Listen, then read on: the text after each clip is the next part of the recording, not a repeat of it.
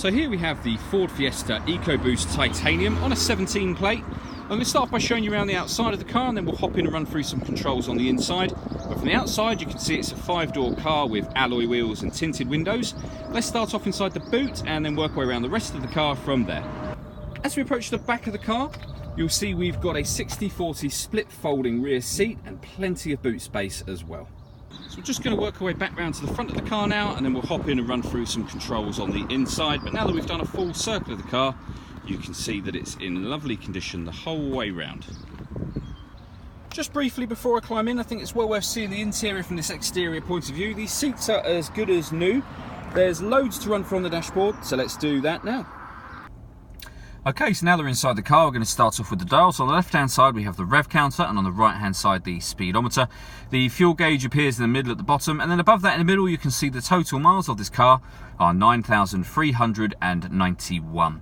If we back out to the steering wheel, on the left hand side we have stereo controls and voice activation for the phone. So if you hit that button and ask it to dial anyone in your contacts list, it can do that for you without you having to take your phone from your bag or pocket. That is of course once you pair the phone, which is done on the central screen that I'll show you in a moment. And on the right hand side of the steering wheel we have cruise control. Working our way over into the middle, we have the main stereo unit just there and the screen for it directly above. So you can see this car's got DAB digital radio.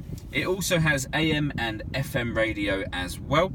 And on top of that we have satellite navigation, which would appear on this screen. There's a full video showing that working on our website and on our Facebook page. If you don't fancy listening to the radio and you want to listen to your own music, you've got a CD player, which you can see at the top there. On top of that we have USB input and Bluetooth audio. So once you pair your phone, not only will you be able to make and receive phone calls, but you'll also be able to stream your music wirelessly as well. Working our way down from there, we have the main unit, as I said before, the CD players at the top of that, and these are the buttons I was using just now, and you've got the buttons to access the satellite navigation from there. This central button will do the volume and also take you through various menu options on the screen as well. Below that we've got climate control, so you can adjust the fan speed, temperature, direction of the air.